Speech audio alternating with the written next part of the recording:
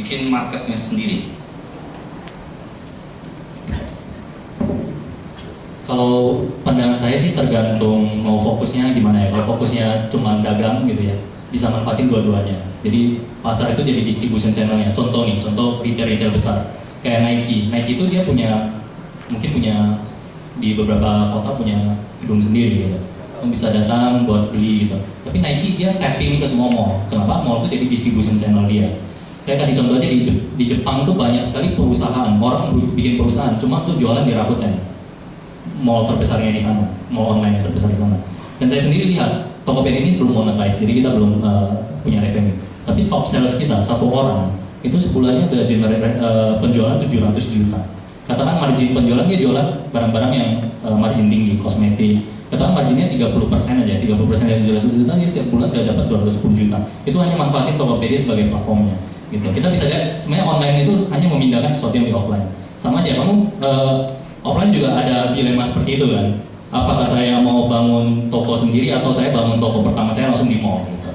Bisa dua-duanya. Kamu buka rumah makan juga bisa dua-duanya. Kamu punya rumah makan sudah terkenal, begitu ada mall buka atau pasar baru buka, kamu selalu tapping gitu. Itu distribution channel gitu. Challenge-nya juga beda. Kalau kamu langsung fokus di online mall kamu sendiri atau bukan online mall, online website kamu sendiri ya, kamu butuh mikirin gimana cara yang tadi Arya sharing, karena Arya kan juga bikin website seperti itu ya. Bagaimana kamu attract new visitor setiap bulan gitu. Kalau kamu tapping ke market ya kamu cuma perlu pikirin bener-bener jualannya. Produk saya harus punya diferensiasi apa dari market, yang dari produk-produk yang sudah ada di market itu. Apakah saya mau jual lebih murah? Apakah saya mau jual dengan promosi yang lebih baik? Apakah saya mau jual dengan pelayanan yang lebih baik? Dan seterusnya dan seterusnya. Semoga itu. Oke, mau nambahin aja ya. Jadi mungkin paradigmanya yang pertama perlu diubah ya, bahwa e-commerce dan commerce itu sama aja. Jadi bedanya cuma ada di media.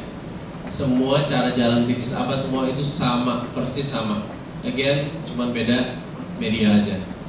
Bedanya kalau dulu pasang poster, sekarang pasang Google Ads, gitu loh. Kalau dulu kita pasang di mall, sekarang pasang di Tokopedia, yang dimana adalah mall online, gitu. Jadi paradigma pertama itu sama aja. Terus untuk masalah ikut pasar atau create pasar, jadi kalau saya selalu ikut pasar maunya apa. Kalau dibilang kok ganti baju kayak berani banget sih gini untuk sesuatu yang baru apa segala, sebenarnya nggak baru.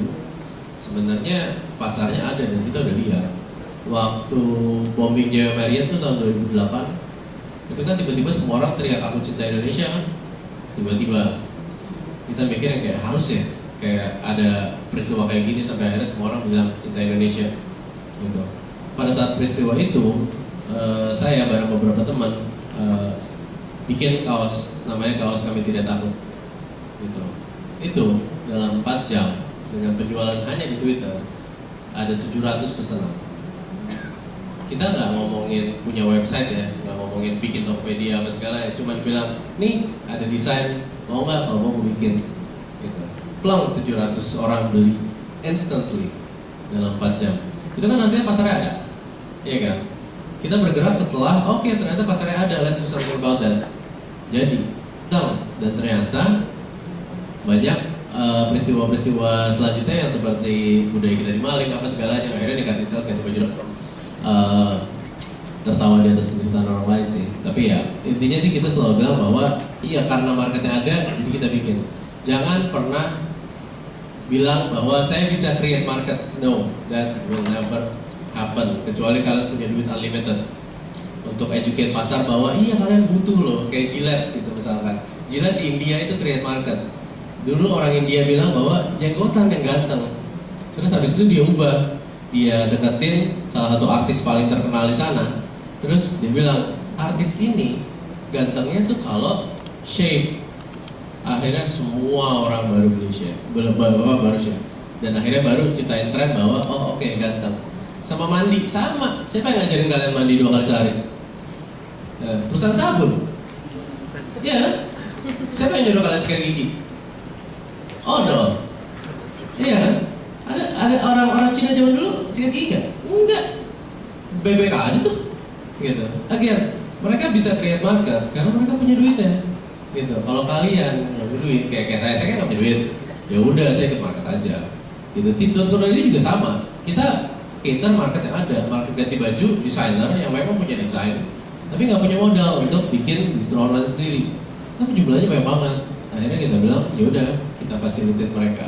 So we don't create the market, we facilitate the market. And that what works so far untuk kita sampai sekarang. Itu kira-kira. Second question dari Mas siapa?